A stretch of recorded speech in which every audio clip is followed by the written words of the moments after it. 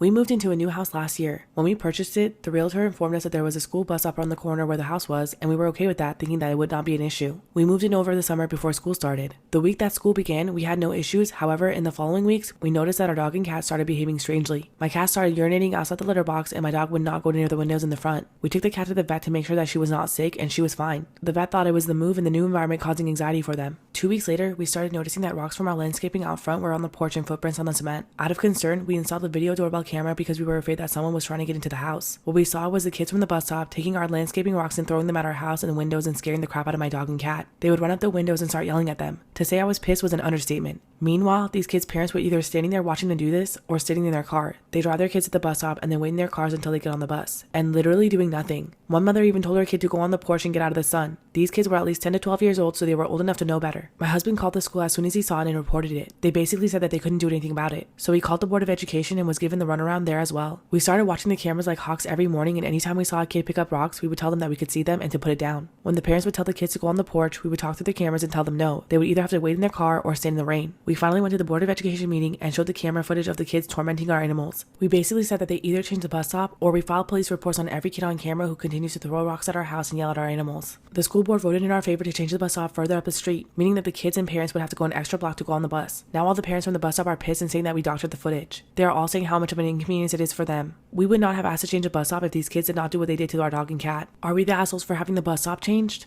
Story time about when I embarrassed myself during a job interview. I had a job interview with the CEO in person despite COVID. I was super nervous as per usual, maybe even more than usual because I really wanted this job. I tried to calm myself down, but by the time the interviewer showed up, I could literally feel my heartbeat in my throat. He was 50-ish and walked down the stairs towards me in his nice suit but stopped halfway down. I figured the interview would take place upstairs, so I got up to meet him. And as I was walking up the stairs towards him, he put his arm up and his elbow out. And my brain just sort of went, error. I suppose it could have only meant two things. It could have meant A, please take my arm, milady, so I can escort you to the room as if we're strolling down the promenade together. Or B, please give me an elbow bump since we can't shake hands. Which is really not an uncommon gesture at all in the Netherlands. So what do? Yes, I went with option A and I eagerly locked arms with a strange man that I had never met in my life before, as if saying, yes, good sir, let's go for that stroll. And then we just stood there, arm in arm, halfway up the stairs, sheepishly staring at each other. I wanted the earth to swallow me whole. I just didn't know what to do next, and I don't think he'd fully understood what happened, so neither of us moved. When he finally gathered his senses, he said, I meant to give you an elbow bump, after which I quickly put as much distance between us as I could and mumbled, right, yes, that makes much more sense. Because it did,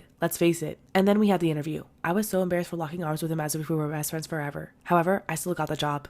My niece Jenny went through trauma as a kid and ended up becoming an emotional eater, obese, held back a grade, and socially stunned. Her parents, with a lot of pushing, put her into therapy and she was able to heal from the trauma and gain control of her eating. Because they waited so long to take the problem seriously, after she lost the weight, her skin didn't bounce back and she was left with a saggy belly. She had a double roll belly where there's a roll above and below the navel and the bottom one tends to stick out in clothing. Nothing she did would fix it. Her parents are very much anti-plastic surgery, and given that she was a teenager, I totally get it, but she was miserable in her body. Jenny stays with me during the summers because I live near a beach and I love spending time with her. Over the years, she would cry to me about how much she hated her stomach and how she just wishes she could look normal and her parents would not let her get a tummy tuck. Last year, I decided that I would give her the tummy tuck for her 18th birthday as long as she cleared it with her counselor. The counselor agreed that this was something that would truly help. She had done it late in the summer, healed while staying with me, and then went to college. I can't begin to tell you the kind of different person she became. Confident, happy, she finally wore clothes that didn't hide her body and the whole 9 yards. She came home from spring break and finally wore something that made her mom take notice, and I'm guessing mom saw the scar. She hit the roof and started yelling at Jenny for what she did, asking her if she really spent her college money for something this frivolous. Jenny came crying to me about it and I knew I couldn't let her mom blame her, so I fessed up. I am now completely blacklisted. My sister basically thinks I'm Satan, warping her kids' self-esteem and self-image. I should have told her to learn to love her body instead of giving into diet culture. Jenny is healthier and happier than she's ever been before. Furthermore, she was 18 and this is something she has wanted since she was about 15. It didn't lead her to wanting more surgeries. It led her to sobbing happy tears after she tried on a curve-fitting dress for the first time. I don't see what I did was wrong at all. At the same time, I know she's not my kid and we went behind my sister's back. Plastic surgery is a big deal, so I don't know. Am I the asshole for insulting my boyfriend's weight in front of his friends? Relevant to the story, my boyfriend is 6 feet tall and about 229 pounds. I am 5'6" and about 120 pounds. From a medical standpoint, my boyfriend is obese and I am fairly normal weight. I really don't mind his weight. He was obese when I met him and that wasn't a problem for me. He has struggled with his weight for many years and constantly talks about wanting to lose weight but never actually diets or exercises. Again, not a huge deal for me, but I try to be supportive and offer him advice or general encouragement whenever he discusses his desire to lose weight. An occasional point of contention between us is that he has a tendency to offer me diet advice. For example, whenever I make a smoothie, he says, "You shouldn't drink those things, they're full of hidden calories." Or when I do strength training, he says, "You'll just gain weight because you'll put on too much muscle." It's annoying because nutrition and fitness are actually big passions of mine. I'm not an expert by any means, but I've done several courses and I feel I know more than the average person. Plus, I feel that I can demonstrably show that I can manage my own weight. So I don't like that he constantly feels the need to give me advice. This past weekend, he and I met up with a few of his friends at a beer garden. At some point, the guys were talking about their experiences with online dating. My boyfriend said that he'd used Tinder prior to meeting me, but then he deleted it because there were too many desperate fat chicks. He said this in such a disgusted, dismissive way that I genuinely saw red for a second and just blurted out, "Seriously, you're going to criticize fat chicks?" There was a really long, awkward pause, and then one of his friends made a joke and the conversation sort of moved on. But my boyfriend didn't speak to me for the rest of the evening. He texted me the next day and to say that it was incredibly rude and disrespectful to comment on his weight, especially in front of his friends. He says he thinks he wants a few days away from me to decide whether or not he can forgive me. I agree it was rude of me to call him out in front of his friends, but I also think what he said was obnoxious and borderline sexist. I've apologized to him, but I'm not sure if I'm genuinely the asshole here. So, am I the asshole? One summer, I got invited to an extended family reunion at the park, and when I showed up, there was an aunt who I hadn't seen in a really long time, and she ran up to me and gave me a huge hug and put her hands on my shoulders, and then she said, "I am so sorry that I did not make it to your French horn recital." And I was like,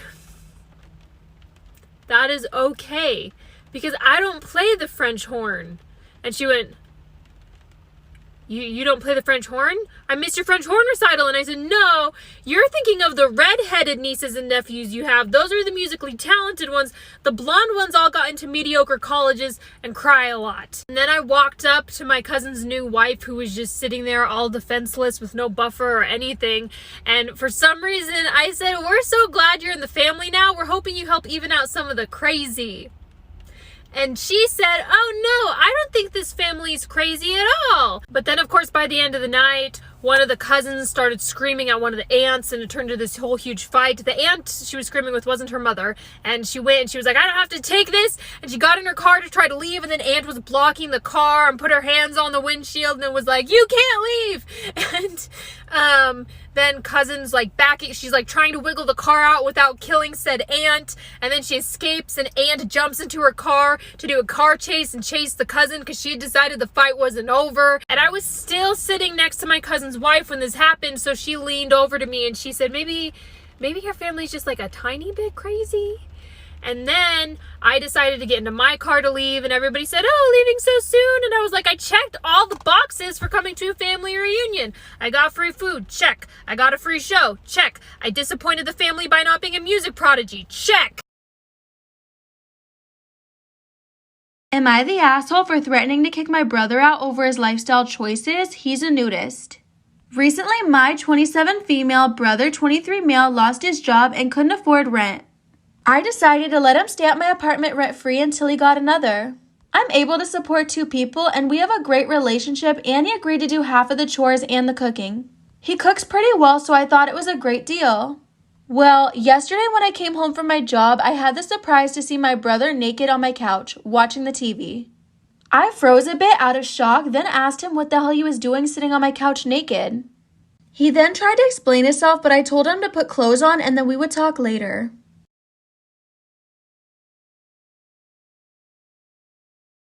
Am I the asshole for threatening to kick my brother out over his lifestyle choices? He's a nudist. Once he got dressed, he told me that he was a nudist and that he preferred not to wear clothes because it was healthier and more natural. I told him I didn't have a problem with him being a nudist, it's just that I didn't want to see him naked in my own home. I explained that he's my brother and I don't feel comfortable seeing his private parts and all that, even if he doesn't see nudity as sexual, because I did. He answered that he wouldn't put clothes on when he was home and that it was tiring enough having to be dressed in public. I said if he wanted to be naked at home, he needs to find his own place. Make a decision, wear clothes here or he had to get out. Today he mostly ignored me and was clothed, thankfully, and I feel guilty.